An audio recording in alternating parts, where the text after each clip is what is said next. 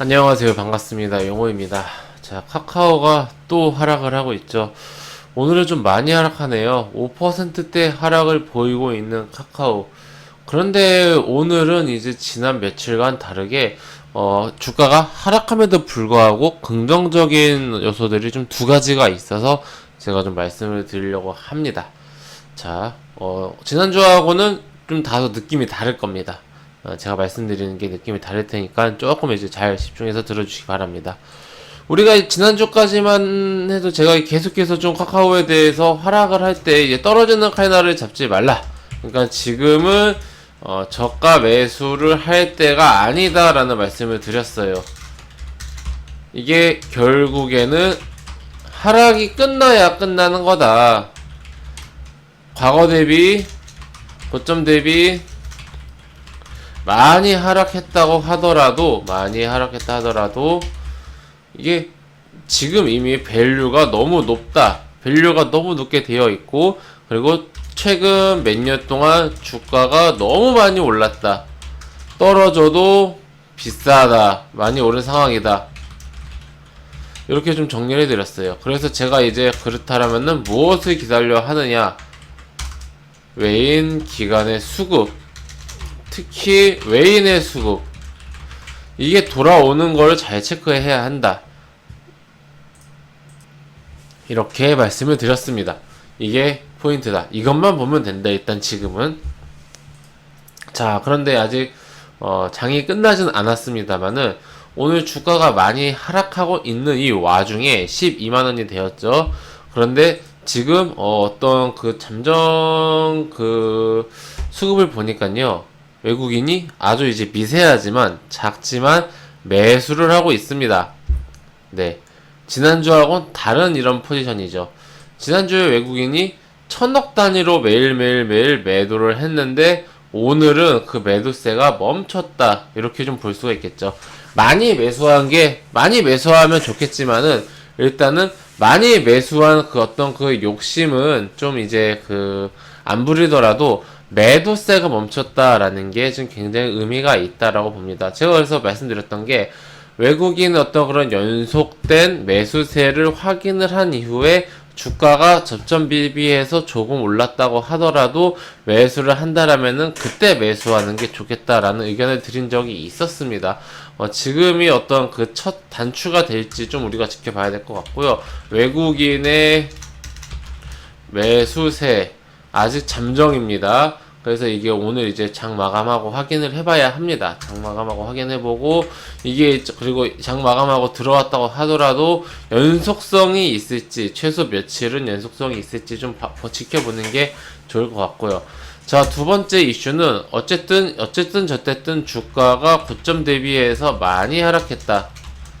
주가가 떨어진 게 왜 좀 긍정적인 요소냐? 주가라는 것은 결국 상승을 하면 상승을 할수록 시총은 커지고 매물대는 두꺼워지고 가격은 높아지고 결국에는 부담을 느낄 수밖에 없습니다. 주가라는 게. 근데 주가가 하락하면 하락할수록 이게 시총도 작아지고 물론 이제 다시 오를 때 매물대가 두꺼워서 좀 이제 힘들겠지만은 이게 하락하면 하락할수록 점점점 싸다라는 그런 인식이 생깁니다. 결국 주식은 수급 싸움이고 이게 결국은 사람이 하는 거기 때문에 싸다라는 그런 인식을 한다라면은 그게 충분히 그러니까 충분히 저점을 지지할 수 있는 그런 요소가 되거든요. 그걸 지지라고 하죠.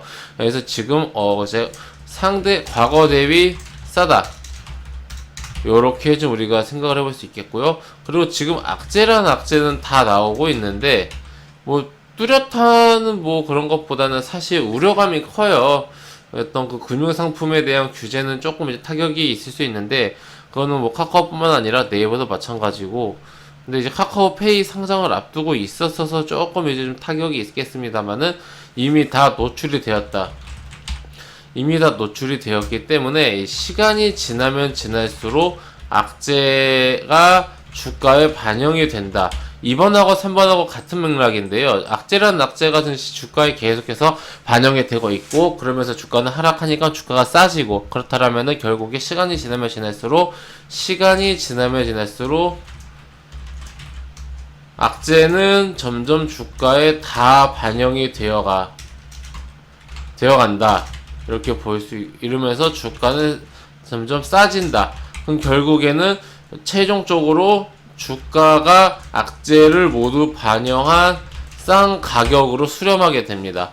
요 시기가 이제 저점이 될 거고요. 이 이후에는 뭐 과거처럼 주가가 다시 한번 뭐 랠리를 할 수 있을지 없을지는 차후에 봐야겠지만 쉽진 않아 보입니다만은 우선은 더 이상 하락하지는 않고 기술적 반등이라도 나올 확률이 높다. 근데 지금 많이 하락했기 때문에 기술적 반등도 대형주지만은 큰 폭으로 나올 가능성이 높다.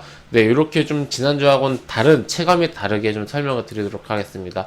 저희 두 가지 말씀드린다고 했는데 그 첫 번째는 이제 수급 부분이었고요. 두 번째는 주가의 부분인데 요걸 이 2번, 3번을 좀 하나의 맥락으로 좀 우리가 생각하면 될 것 같습니다. 요게 결국에는 이제 우리가 정리하고자 했던 내용이죠. 우리 주주님들 참고하셔서 대응하시면 좋겠고요. 카카오의 수급 같은 경우는 제가 계속해서 체크하면서 좀 이제 중요한 부분이 있으면은 계속해서 유튜브를 통해서 좀 설명드리도록 하겠습니다.